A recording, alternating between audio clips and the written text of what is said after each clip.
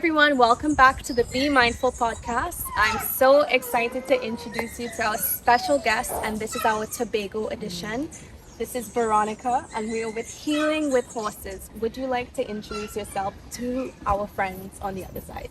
Hey, I'm Veronica Fortune. I was born in South Germany. I'm now 48 years old, and I was working in a circus with horses before. I came here in 2004 playing Mars and just really fell in love with the simplicity of the island. And this is basically what we share now with community, simply being with horses. Yes, I love that. So, how do we heal with horses? You know, just being in their presence. They are so majestic animals, and they are having. We spoke yesterday about the heart rate of the horses. Yeah. You know, it can actually help us to calm down and to. A lot of people have problems now with anxiety. Yeah. And just being out in nature in the presence of these majestic animals, instantly you feel a sense of centeredness. You do. And I said this to you yesterday when I came here, because I struggle with anxiety as well. I had it really bad a couple years back. But you do feel that connection, that unity. And I love how you explain it. It's just nature. It's just coming together and having that ecosystem and that harmony with it. And you know, horses live in the present moment. Yes. They don't live in yesterday or in tomorrow. They live in the present moment as free and fight animals. I love that. And for me, they are, they are significant because for me, they are symbolizing freedom and liberty. When you see the horses running free on the beach, how beautiful. Stunning. He loves the camera. You love the camera. This is Golden Sunset. Yes. Oh, that's the name? Yes. Golden Sunset. Golden Sunset. We Beautiful. changed his name. He is a rescue horse from the racetrack, you know. So what I love about this organization as well, this space, is that yes, you are helping differently able children, as we know, and adults, but you're also helping a lot of the animals. A lot of them are rescues and donated. You told me from racing and other police animals and things like that. So I really I love that about this space.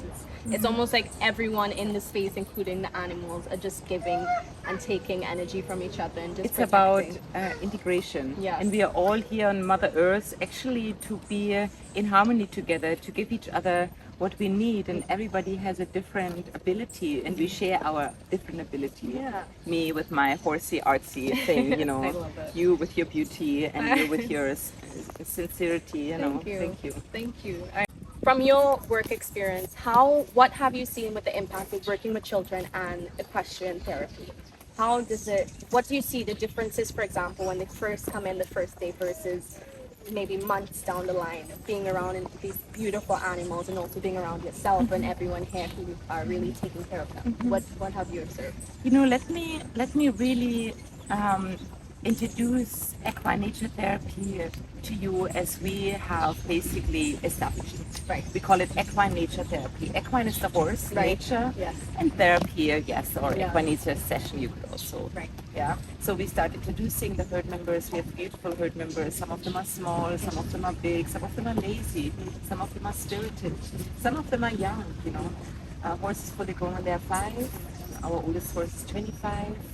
With I us, love that you know, he loves- and he is so calm. I mean, He is. and he's here now since the 18th of December, and I just felt like today I would like to give him the honor to be with us. Yes. He has not been. We didn't work with him yet. We just wanted him to really? settle, and we just wanted him to find himself too. You know, he has not been grazing outside. He has not been living in a herd. It's again, a horse is a social animal, just like people. We need to socialize. A lot of people with anxiety, they don't want to socialize anymore because you have so much on your plate, and then you need to take time out for yourself. But at the end, we all need each other. Exactly. Yeah, one hand doesn't clap. That's Exactly. beautiful. I love That beautiful saying in Trinidad and Tobago. Yeah. So give us some space, sweetheart. I know you want to be in the space. Yes. Thank You know, you. it's basically a harmonious way of healing for all. That's what is written also on the bench here. Our vision statement. Yeah. So your vision statement is a harmonious way of healing for all. Yes. Ah, that's It's like beautiful. HWH again. Healing with horses. Ah, right. And our mission statement is we're integrating especially able children and adults and animals. You know, we give them again a space where they feel a sense of purpose. Right. You know, Right. I'm so fortunate that I can share my passion here with the community, with the animals, the art, nature. Yeah. So it gives me a reason to be here, and it's such a rewarding feeling that it comes from within. Yeah. I love the fact that you use the word purpose, because with Miss World you have the Beauty with a Purpose project. So you are exactly a beauty with a purpose. You are giving people that same purposeful feeling and finding themselves and centering themselves and that worthiness within them and that value within them that is so important. So I'm really happy you used the word purpose, because it is something that we in Miss World love to focus on. So thank you for being a beauty with purpose. So next question. So with your experience in this space, what would you advise parents, educators to do to make and create more inclusive spaces and aware spaces for differently abled children specifically? Because I focus on mental health for children, but obviously when you are differently abled, you also may need to tailor that to now adapt to those children and their circumstances. So how would you advise us in positions of power? How can we, one, prioritize mental health for them and also get them to prioritize their own, but also create the spaces for them to tap into it, like yourself, which you are doing? Embrace them as they are. Don't judge them. Yes. Maybe he can read and write. Maybe he cannot sit down so well and so long as another child. I think that is very, very important. It ties back to horses don't judge. Yes. Let's judge, because he's maybe different. I think we are all differently able. Yeah. I have different ability as you. Exactly. She has different abilities as him. And just like the horses, and that's so beautiful. Tranquil, people find their right team partner, And we saw it yesterday. The horses, they come to you, if they feel drawn to you. Just like we feel drawn to certain people. Definitely. And let it just happen instead of saying, okay, I'm controlling here. This is a small horse and that's for a small person. Our small horses, they are the more gripsy and feisty ones. Right.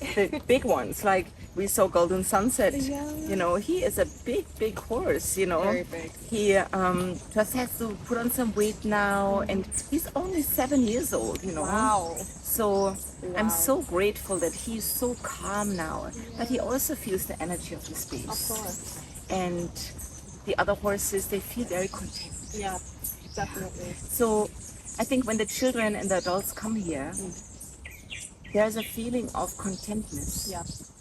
But overall, Tobago gives you that feeling. 100%. And I mean, look at that. Yeah. In the back, we have the ocean. In front, we have the ocean. Ocean. We have the birds singing. While we're talking about it, I get goosebumps. I know. And it's just let us wake up in the morning in gratitude and Yeah. And that's basically throughout lockdown we have invited still the special needs children, because you cannot lock them up. You cannot put them in front of a screen. They need movement, especially the children on the autism spectrum. Yeah, movement. We also had free frontline workers. Right. That was so amazing. Yeah. Just a lot of people in Trinidad and Tobago, they have never been with a horse. Yeah. Give them the opportunity, and again, give your children the opportunity, regardless of their ability. Exactly. Or people say disability, And I hate the term disability, because it's not anything. It's not No. taking away. It's not No. reducing anything. It's just, I love the phrasing differently able, because like you said, we're all differently able. I have things that you don't have. You have things that I may have, and we can share that with each other to now balance each other out and level that playing field. So I really do implore you guys, if you have the chance to come to Tobago, please come visit this space. It is truly, truly magical. And of course, the ethos behind it is what makes it even more beautiful. One of our biggest methods is love and attention, Yeah. You give your garden love and attention. We also do creative gardening with the children. They see the flowers and the roots growing. You give it love and attention, you nurture it. You give the animals love and attention. and they become your best friends. And animals don't judge. And I think this is why it is so beautiful and so just fulfilling to be with them. I agree. I agree. And I love the fact that you also do the creative gardening because I did some work with Santa Cruz RC School, which I told you was my alma mater.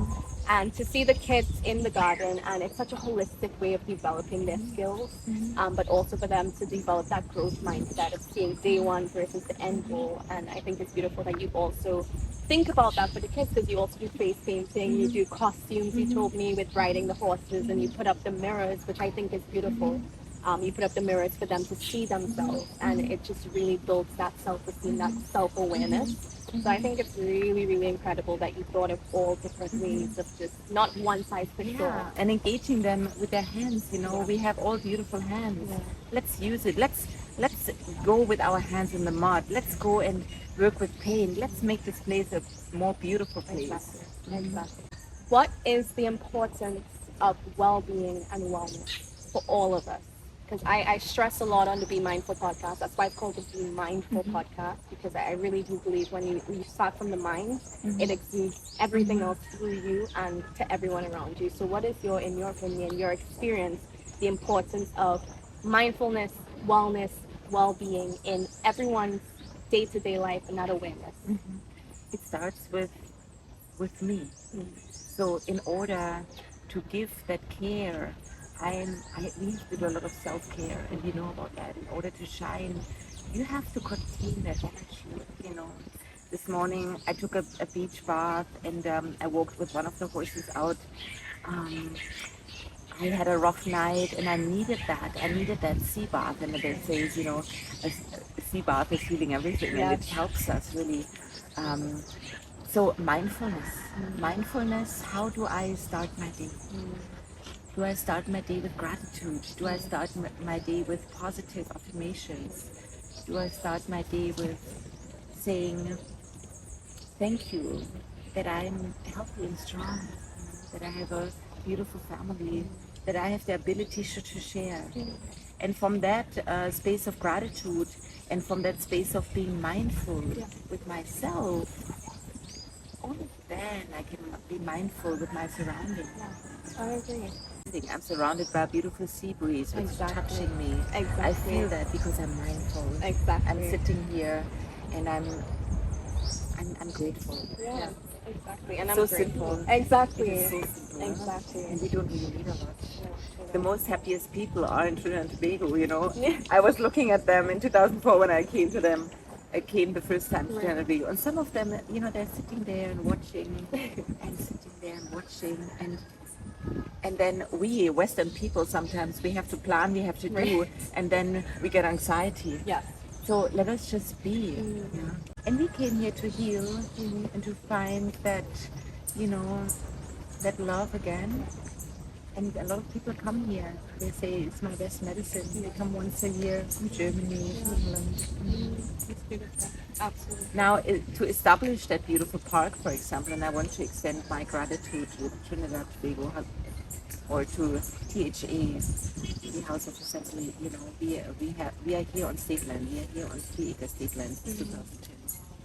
So they give us the space to create that beautiful space. And at the end, I would love that the children of Trinidad Tobago grab that and go on with that.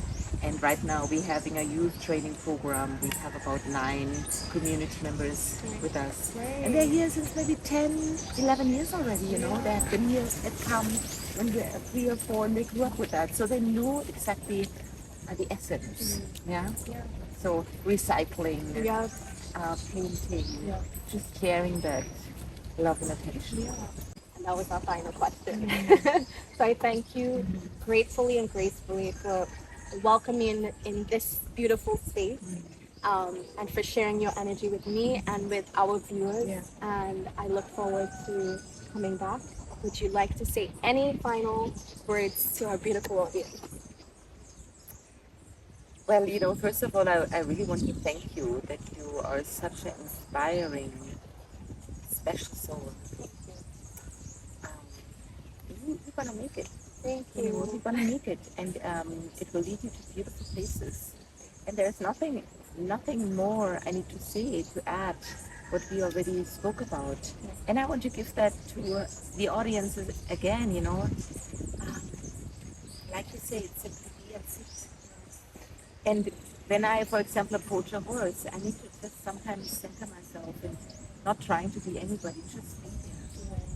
An open heart and open mind. Thank you for those beautiful words.